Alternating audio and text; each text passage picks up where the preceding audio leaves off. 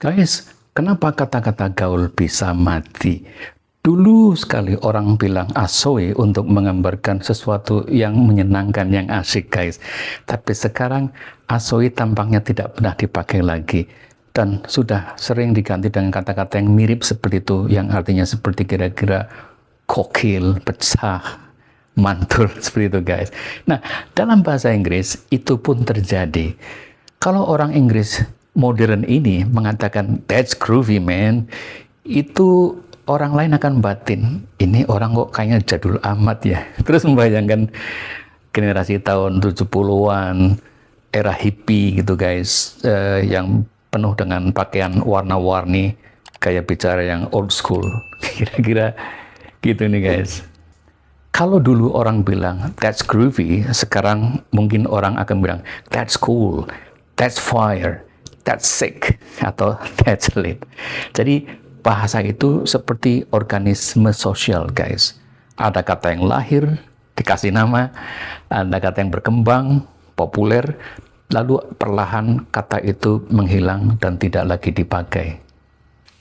Lahirnya kata ghosting, flexing, dan cringe itu sebenarnya dipicu oleh kombinasi beberapa kekuatan sosial, budaya, dan teknologi sekaligus guys. Di antaranya satu, perubahan cara hidup manusia.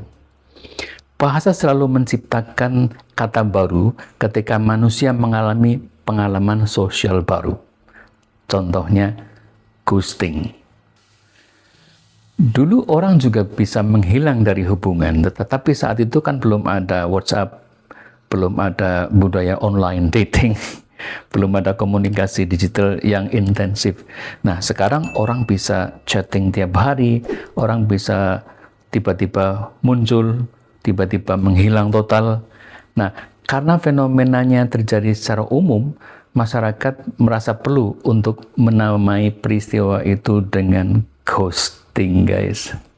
Inilah yang disebut sebagai lexical innovation. Yang kedua guys, itu karena ada pengaruh internet dan media sosial.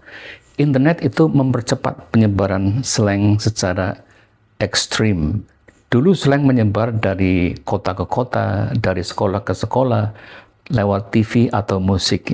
Nah, sekarang kan menyebarnya lewat TikTok, Twitter, Reddit, YouTube. Sehingga satu kata itu bisa mendunia dalam hitungan hari. Contohnya cringe, sus, simp, slay, delulu, yang menyebar sangat cepat karena algoritma dan budaya meme. Yang ketiga guys, manusia suka sekali efisiensi emosional. Satu kata slang sering menggantikan penjelasan yang panjang. Sebagai contoh guys, daripada kita berkata, saya merasa malu melihat perilaku itu karena terlalu awkward dan memalukan, orang cukup berkata cringe. Satu suku kata ini membawa paket emosi lengkap guys. Yang keempat, itu adalah identitas generasi. Slang juga dipakai untuk menandai kami generasi ini, kami bagian komunitas ini, kami paham budaya internet ini. Karena itu generasi berbeda sering punya slang berbeda. Ini hubungannya dengan social linguistics guys. Yang kelima, perubahan makna kata lama guys. Menariknya, banyak slang sebenarnya bukan kata baru total seperti cringe. Awalnya kata kerja ini artinya meringis atau merasa malu atau takut ya. Tapi internet itu telah mengubahnya menjadi adjektif, slang, reaction word. Nah, itu dia guys. Kemudian kata flex misalkan, itu awalnya kan melenturkan otot, lalu berkembang menjadi ya pamer kekayaan, pamer status. Inilah yang disebut semantic shift guys. Yang keenam, budaya internet itu menyukai ekspresi yang dramatis, seperti contohnya ghosting, savage, toxic, triggered, iconic, semacam itu guys, karena kuat ya. Kuat dalam artian kuat karena visual, emotional, mudah dijadikan meme, dan mudah dipakai sebagai identitas online. Ya, karena internet kan menyukai kata-kata yang pendek, kuat, emosional, dan mudah viral, kira-kira begitu guys. Dan yang menarik, banyak kata yang sekarang terasa normal, dulunya juga slang liar guys. Contohnya, cool, okay, dude, guy, itu pernah dianggap aneh dan tidak formal.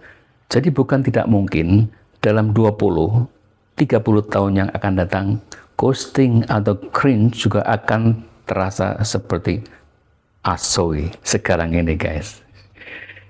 Demikian guys, semoga bahasa Inggris kita selalu lebih bagus lagi. Sampai jumpa lagi, bye-bye. Subscribe for more content.